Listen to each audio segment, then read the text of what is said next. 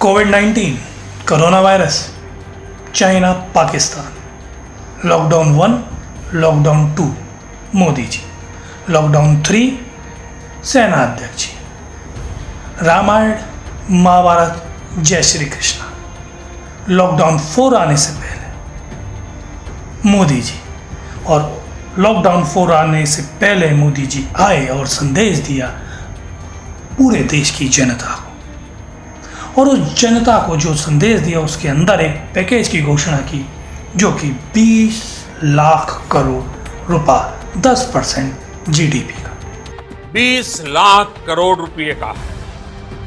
20 लाख करोड़ रुपए का है। बहुत अच्छा, बहुत सराहनीय है।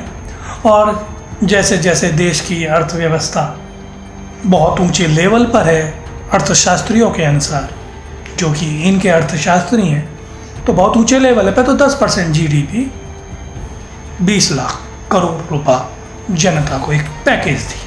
80,000 करोड़ रुपया का पैकेज देने का घोषित किया।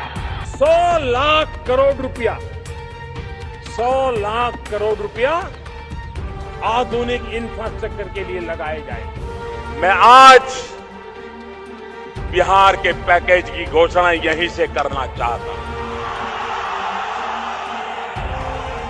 करो करो 50,000 करोड़ की ज्यादा करो, 60,000 करोड़ की ज्यादा करो, 70,000 करोड़ की ज्यादा करो, 75,000 करोड़ की ज्यादा करो, 80,000 करोड़ की ज्यादा करो, 90,000 करोड़ की ज्यादा करो। मेरे भाइयों बहनों, मैं आज वादा करता हूं, दिल्ली सरकार कान बराबर ठीक रख के सुन लीजिए, दिल्ली सरकार 1.25 लाख करोड़ रुपए का पैकेज, 20 लाख करोड़ रुपए का है। 20 लाख करोड़ रुपए का है। ये पैकेज भारत की जीडीपी का करीब करीब 10% है। संकट के समय एक पैकेज घोषित करने की फैशन हो गई है। भाई आपको कुछ मिलता है क्या? इतने पैकेज आते हैं, मिला है कुछ? आपको मिला है कुछ? ये जो पैकेज घोषित करते हैं ना, और जो कुछ देते नहीं ना, अब उनको पैक कर करके भेजने का समय आ गया है।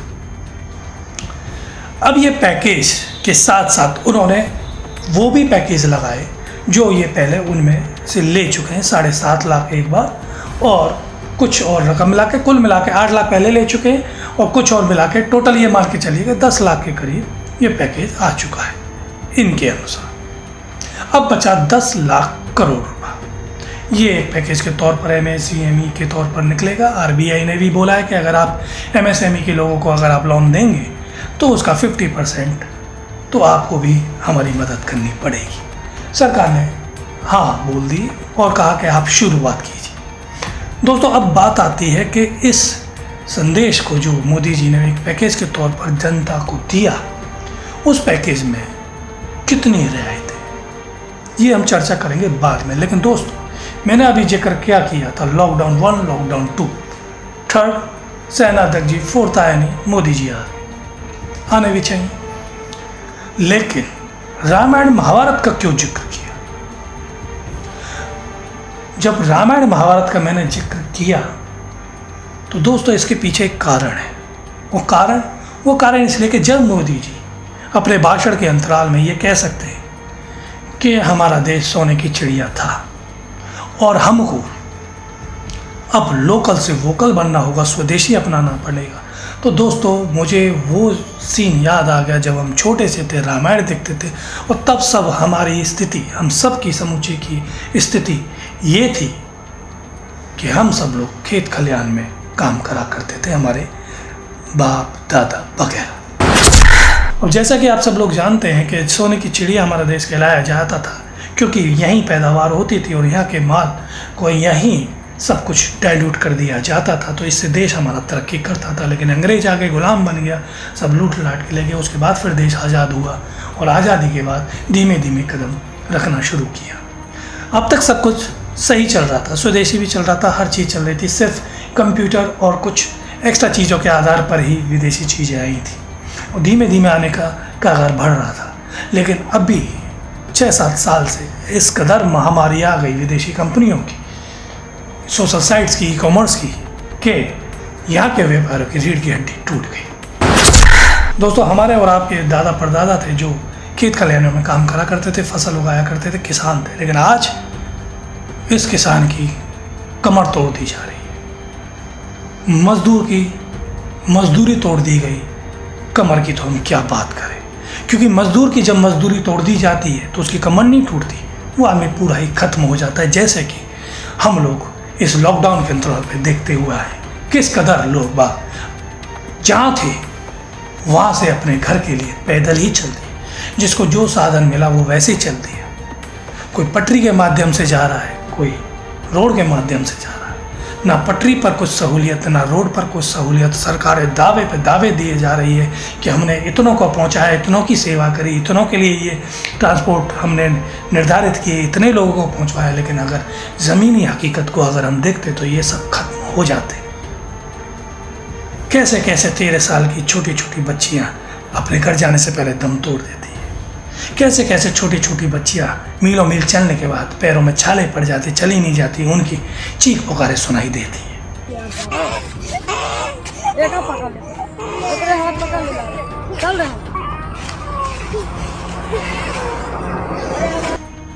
कैसे पति पत्नी जा रहे होते हैं और एक गाड़ी आती है, उसके पति को कुचल जाती है। कैसे एक माँ अपने बच्चे को लेकर जा रही होती है, उसके पेट में बच्चा होता है, लेकिन उसको एक पीड़ा होती है, वो एक जगह रुकती है, उस बच्चे को जन्म देती है और जन्म देने के 2 घंटे रेस्ट करने के बाद वो फिर अपनी मंजिल पर निकल लेती है और 150 किलोमीटर का सफ़र तय करने के बाद वो घर पहुँचती है। ये सरकार को नहीं दिखता है।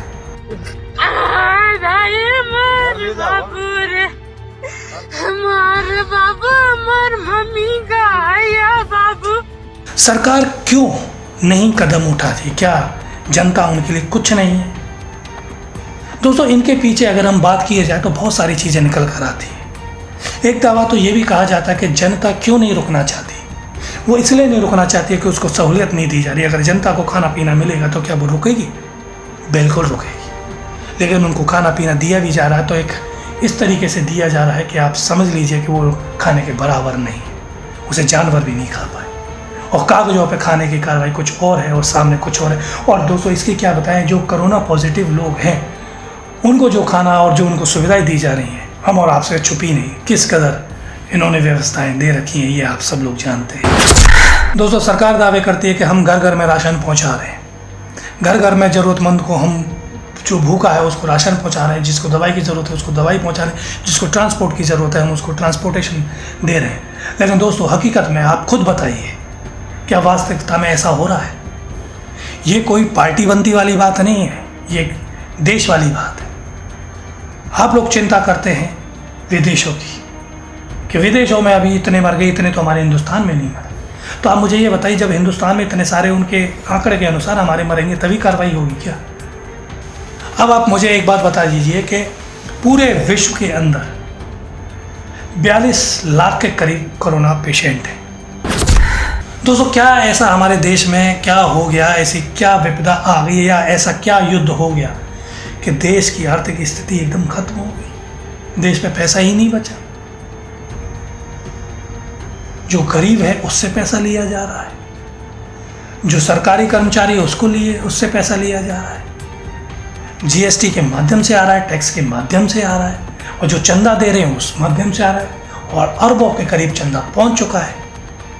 लेकिन उसका क्या गणित है ये किसी को नहीं पता। 10% के आधार पे आपको बता दिया जाता है कि 20 लाख करोड़ रुपए आएंगे, जिसमें से 8-10 लाख का पहले ही जा चुका है। तो किस आधार पे आएंगे? क्या मजदूर क्या लोन लेने के लिए बैठा हुआ? और आप मजदूर जो लोन लेगा वो किस आधार पे लेगा? उसके सारे सोर्सेज तो बंद है। मतलब कि दोस्तों, आप ये तय मान लीजिए, मेरा कहने का सीधा सीधा साफ स्पष्ट तौर पे ये है कि एक गुलामी पहले हुई थी और एक गुलामी अब फिर दोबारा से होने जा रही। मध्यम वर्गीय परिवार नेस्त नाबूद होते हुए नजर आ रहा है, और अब जो लाइफलाइन होगी वो गरीबी रेखा और ऊंची रेखा हो। और ये किसी से नहीं छुपने जा रहा है, ये सबके सामने आने वाला है और आएगा भी, और आप सब लोग इसको इनहेल भी करेंगे। अभी आप जो सत्ताधारी जो बोल रहे हैं कि ये अच्छा हो रहा है, देश हित के लिए हो रहा है, तो देश हित में तुम्हारा भाईचारा नहीं दिख रहा कि तुम्हारे भाई बंधु मजदूर भाई कैसे रोड पर आ रहे हैं। अगर ये लोग ना हो तो आप जिस घर में बैठे हो क्या उस घर में बैठ लेते? किसान भाई किस तरीके से मर रहे हैं, अगर ये किसान ना होते तो क्या तुम अन्न खा लेते? आप ट्रेन स्टार्ट कर देते हैं लेकिन आदमी के लिए लॉकडाउन आप जाएगा नहीं, तो उस ट्रेन को स्टार्ट करने का औचित्य क्या है?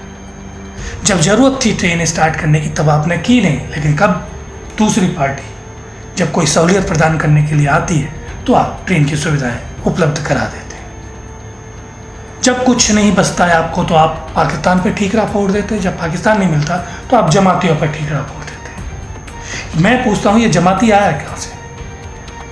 हमारे हिंदुस्तान में तो कोरोना था नहीं, और जब कोरोना हुआ तो ये आया कहाँ से? ये आया आपकी एयरलाइन से। जब एयरलाइन से आप आदमियों को लेकर आएंगे और सही आइसोलेशन नहीं करेंगे, सही तरीके से उसकी जांच नहीं करेंगे, तो कोरोना वायरस तो आएगा ही। ये लापरवाही किसकी हुई? ये आपकी हुई, सरकार की हुई। लेकिन सरकार इसके बारे में नहीं सोचती। और सरकार क्यों सोचेगी? सोचने के लिए तो आप लोग हैं, लड़ने के लिए आप लोग हैं। आप लोग लड़िए ना, भाईचारा खत्म करिए ना, हिंदू मुस्लिम के बीच में फंसते रहिए, आप बोलते रहिए। सरकार को कुछ नहीं करना है, सरकार को तो मिल गया। क्योंकि किसी भी सत्ताधारी को सिर्फ एक ही चीज़ करनी होती है कि धर्म के आधार पर आप लोगों को लड़वा लेना और अपने राजनीतिक रोटियों को सेक देना। दोस्तों, आपको मालूम है ये जो महामारी है ये कितनी विकट महामारी है? क्या एक दूसरे का अगर साथ नहीं दिया, एक दूसरे के साथ भाईचारे का संदेश नहीं दिया, तो ये तय मान लीजिए कोई नहीं बचेगा। क्योंकि ये मैं पहले भी अपने वीडियो में कह चुका हूँ कि ये जात धर्म वगैरह को देखकर नहीं आती। और दोस्तों, ये तो खैर अलग बात है, लेकिन बात पॉलिटिकल की है कि ये राजनीतिक लोग, ये जो गवर्नमेंट है, ये सिर्फ बड़े अधिकारियों की है। आप क्या समझते हैं कि ये जो पैकेज मिलेगा आप लोगों को मिलेगा? अगर मिलेगा तो किस आधार पर मिलेगा? MSME, पहले आप MSME में रजिस्टर्ड कराएंगे। MSME में रजिस्टर्ड कराएंगे तो क्या आप लेकर चलेंगे? फिलहाल जब आप लेकर चलेंगे तो हर आदमी सोचता है कि मैं चुकाऊंगा, तो उसका भी तो सूत्र होना चाहिए। मैं लोन तो ले लूँगा, तो अवधि पीरियड। अब दोस्तों, अवधि पीरियड आपको दिया जाएगा 4 साल, 1 साल आपसे पैसा नहीं लिया जाएगा। लेकिन जो आदमी आपकी किस्तें नहीं छोड़ रहा, जो आप किस्तें दे रहे हो, बैंक लोन जो भी लिया हो, जो भी लोन लिया हो, वो किस्तें नहीं छोड़ रहा, टैक्सेशन नहीं छोड़ रहा, GST नहीं छोड़ रहा, वो आपको सहूलियत देगा। मतलब आप सबको मजदूर बना दिया जाएगा। MSME का मतलब छोटा लघु उद्योग। बड़े लोग बड़ा काम करेंगे, वो उनके पास लोन पहुंच जाएगा। जैसे कि बड़े बहुत सारे हमने देखे कि बहुत सारे बड़े अधिकारियों के पास राशन कार्ड भी होता है, BPL में नंबर भी होता है, उनके नाम होते हैं।